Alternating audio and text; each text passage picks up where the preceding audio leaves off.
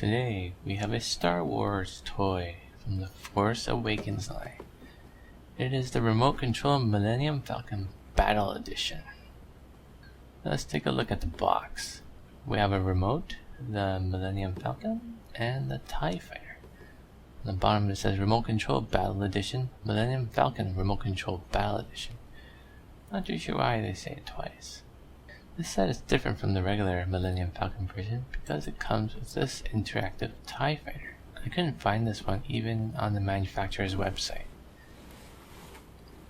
It must be an exclusive here in Canada. On the back of the box, you see what you get inside the box and how it's supposed to work.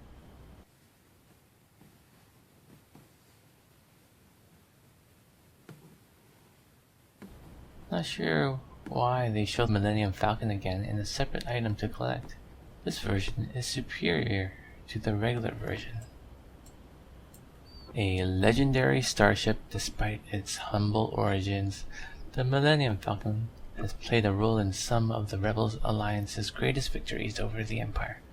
On the surface, the Millennium Falcon looks like a worn-down junker. Beneath its hull, however, she packs up many powerful secrets. Its owner have made special modifications on the freighter throughout, and downright illegal levels. Let's get this opened and take a look at what's inside. A remote control, the Millennium Falcon, the TIE Fighter,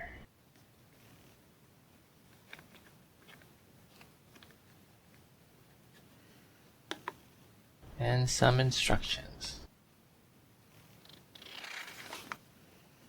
Let's look at the controller. The left stick makes the aircraft go up and down. The right stick spins the craft around. The little knob is to stabilize the rotation of the craft, and the power button.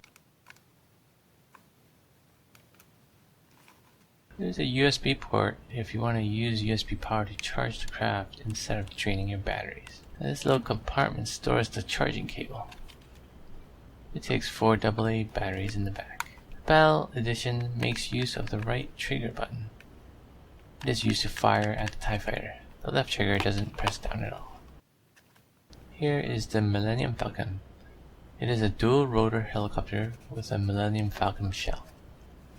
It uses a very light plastic on top and styrofoam on the bottom.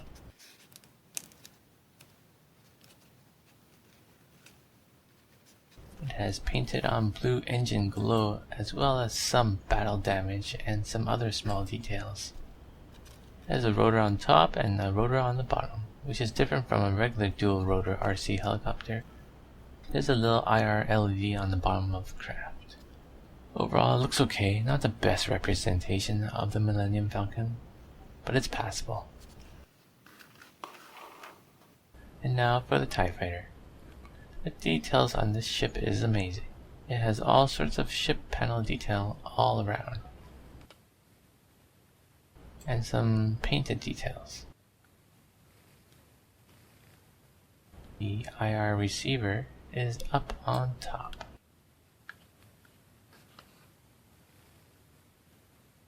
The wing details are also really great. No extra paint on the back, but the molded details are excellent.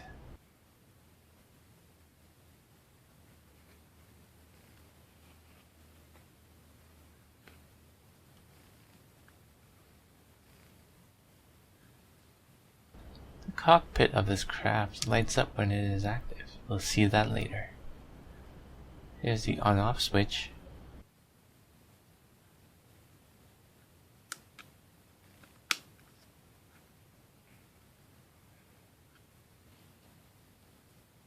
It takes 2 AAA batteries on the bottom.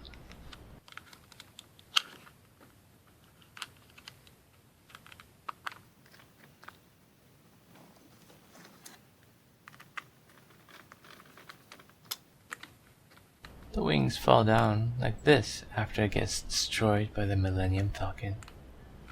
For some reason, the left wing falls down really easily on my version.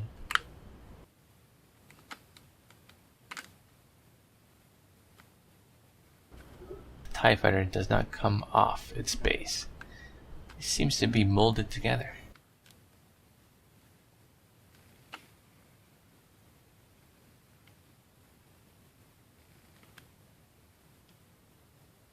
Let's turn it on. You can see the red glow in the cockpit. It turns off after 1 second.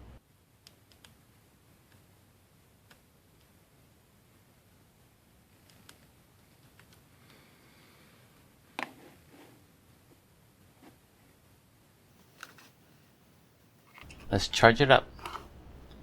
Just have both controller and the Millennium Falcon turned off and plug in the charging cable. The red light on the controller should start blinking when it's charging. I will use my USB cable to charge it.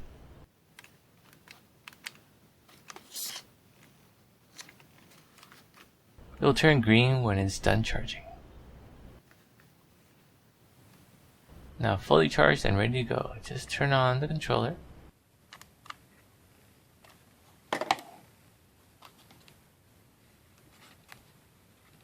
And turn on the ship. Put the ship down and wait for the light to be steady. Then it is paired up. Let's see if it works. I'm not actually going to fly it here as I don't have room. Flying the ship is the same as flying any other dual rotor helicopter, so I will simulate it here. Turn on the TIE fighter.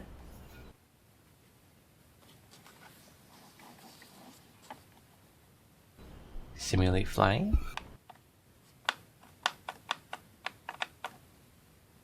Hit once.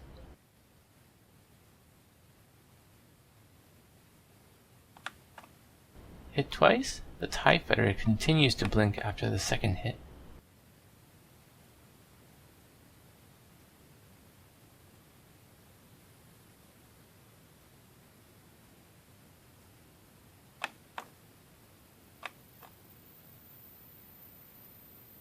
Third hit.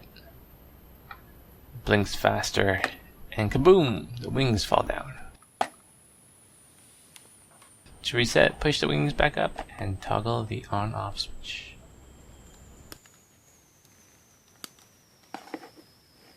There's a loose wing.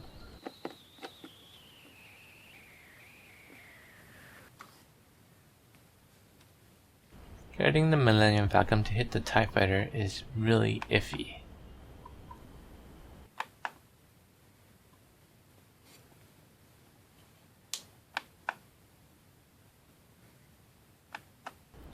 It looks like you have to hover your ship almost above the TIE fighter for it to hit, which is nearly impossible to do. There's also no sound effects for firing or any hits. They could have easily put some sound on the TIE fighter when it gets hit and blows up. It probably uses the IRLD on the bottom to shoot at the TIE fighter, so that is why it has to be almost above the TIE fighter for it to work. It is a good idea, but it is impossible to actually battle the way it was intended.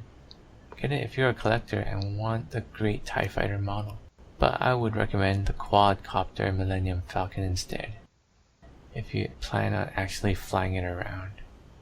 That's it for now. See you next time.